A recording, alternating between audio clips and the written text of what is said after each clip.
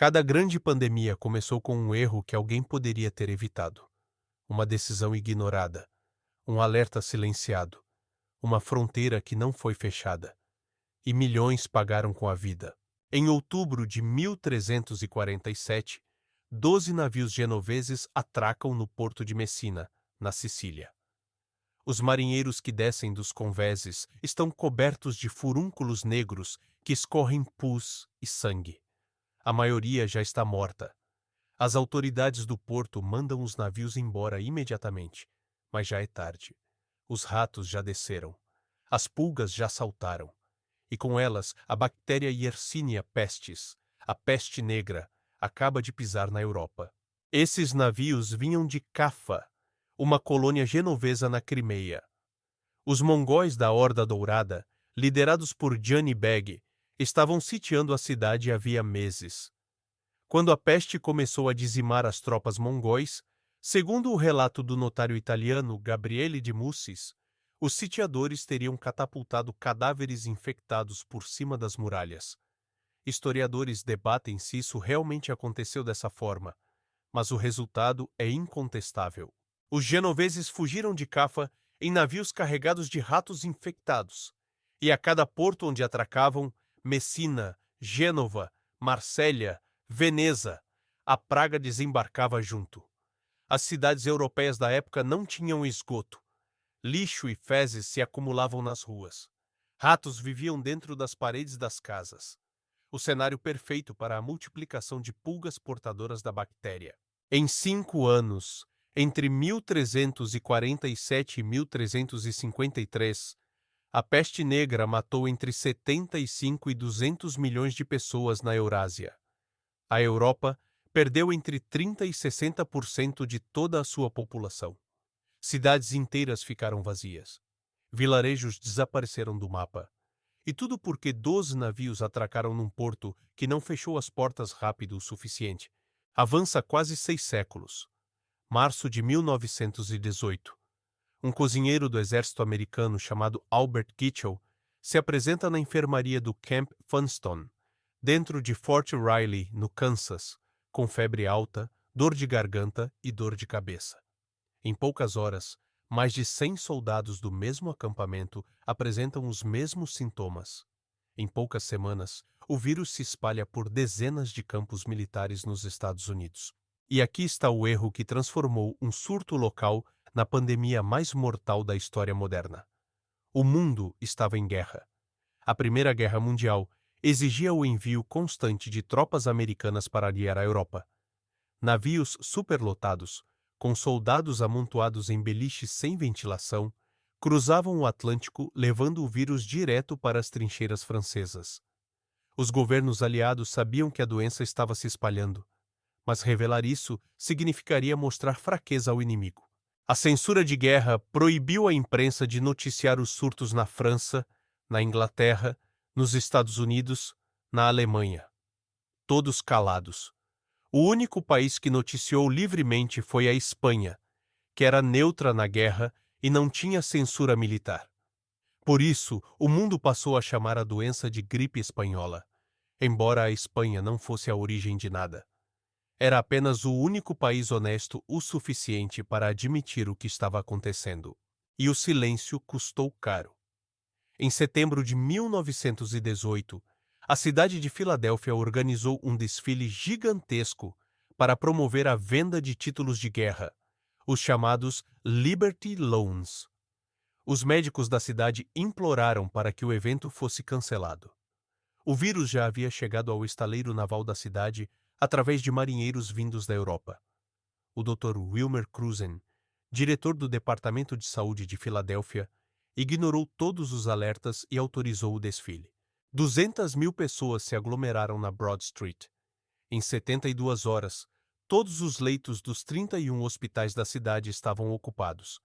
Em 6 semanas, 12.000 moradores de Filadélfia estavam mortos. Enquanto isso, St. Louis, no Missouri, cancelou seu desfile e implementou medidas de distanciamento social. A taxa de mortalidade lá foi drasticamente menor. 2 cidades, 2 decisões, milhares de vidas separando uma da outra. A gripe de 1918 matou entre 50 e 100 milhões de pessoas no mundo inteiro, mais do que a própria guerra que ajudou a espalhá-la. Agora, salta para a África Central. Década de 1920. Caçadores nas florestas do sudeste de Camarões caçam e esquartejam chimpanzés para consumo. O sangue dos animais se mistura com cortes na pele dos caçadores. É assim que o vírus da imunodeficiência símia, presente nos chimpanzés da espécie Pantroglodites troglodites, cruza a barreira entre espécies. Nasce o vírus da imunodeficiência humana. Mas o salto do animal para o humano não era, por si só, suficiente para criar uma pandemia. Transmissões isoladas provavelmente aconteceram dezenas de vezes ao longo de séculos, sem nunca se espalharem. O que transformou um vírus regional numa catástrofe global foi Kinshasa. Na época chamada de Leopoldville, capital do Congo belga, a cidade era o maior centro urbano da região. Ferrovias e rotas fluviais conectavam a capital a dezenas de vilas remotas.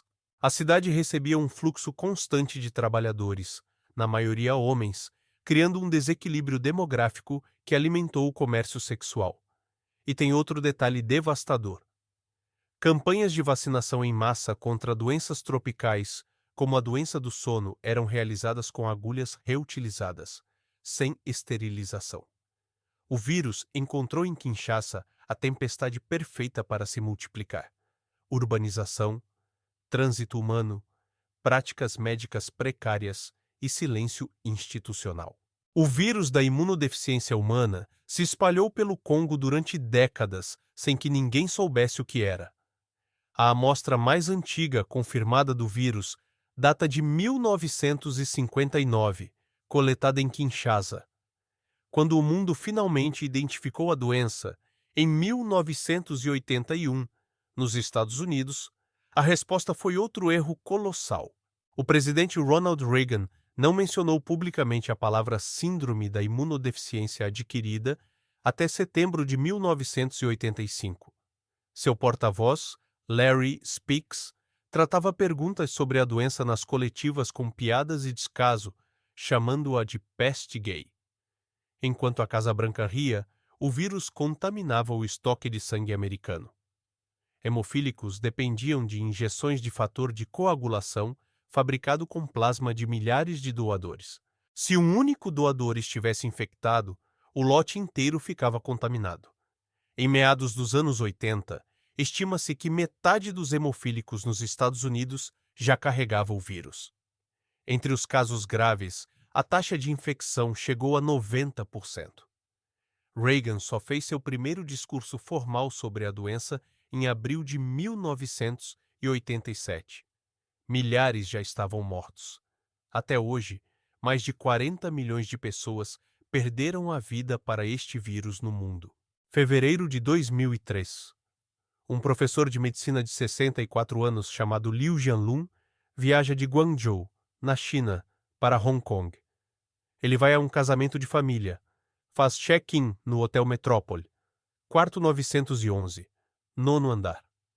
Liu vinha tratando pacientes com uma pneumonia estranha no Hospital Sun Yat-sen. Ele já está com sintomas: tosse, febre, mal-estar, mas não sabe a gravidade do que carrega. Durante uma única noite naquele hotel, Liu infecta pelo menos 16 hóspedes do nono andar. Esses hóspedes embarcam em aviões para Singapura, Toronto, Hanoi e levam consigo a síndrome respiratória aguda grave, causada por um coronavírus. Liu morre em 4 de março de 2003. O Hotel Metropole remove o número 911 dos seus quartos. A Organização Mundial da Saúde calcula que uma parcela significativa de todos os casos desta síndrome fora da China continental pode ser rastreada até aquele único andar, daquele único hotel, naquela única noite. A pandemia infectou mais de 8.000 pessoas em 30 países antes de ser contida em julho de 2003. Foram 774 mortos. E o mundo respirou aliviado, achando que tinha aprendido a lição. Não tinha. 30 de dezembro, de 2019. Um oftalmologista de 34 anos chamado Li Wenliang, no Hospital Central de Wuhan, na China, percebe algo estranho. Um relatório diagnóstico de um paciente mostra um vírus parecido com o da Síndrome Respiratória Aguda Grave. Li envia uma mensagem a um grupo privado de colegas no WeChat, alertando para que tomem precauções. Em 3 de janeiro de 2020, a polícia de Wuhan convoca Li e outros médicos por disseminar boatos. Li é obrigado a assinar um documento admitindo que publicou declarações falsas. É ameaçado com consequências legais se continuar falando. Enquanto isso, autoridades locais permitem que grandes eventos públicos continuem normalmente. Insistem publicamente que não há evidência clara de transmissão entre humanos. Essa posição oficial é mantida até 20 de janeiro de 2020, quando finalmente admitem o que os médicos já gritavam havia semanas. Nesse intervalo, o vírus já saiu de Wuhan, já cruzou fronteiras, já embarcou em aviões. Li Wenliang contraiu o vírus em 8 de janeiro, tratando um paciente. Morreu em 7 de fevereiro de 2020, aos 34 anos. A Organização Mundial da Saúde declarou emergência de saúde pública internacional em 30 de janeiro. Mas a declaração formal de pandemia só veio em 11 de março de 2020. As estimativas oficiais registram mais de 7 milhões de mortes confirmadas pela doença do coronavírus no mundo.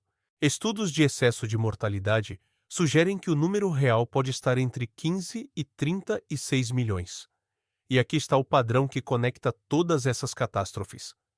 Messina não fechou o porto. Os governos de 1918 censuraram a imprensa. Agulhas foram reutilizadas no Congo. Reagan ficou em silêncio por 4 anos. Liu Jianlun fez check-in num hotel sem saber o que carregava. E Wuhan silenciou o médico que tentou salvar o mundo. Cada pandemia começou com um momento em que alguém viu o perigo, alertou e foi ignorado. Ou pior, punido. Os vírus não precisam de muito. Precisam apenas de uma porta aberta e de um ser humano ocupado demais, orgulhoso demais ou covarde demais para fechá-la. Nenhuma dessas pandemias era inevitável. Cada uma delas foi uma escolha.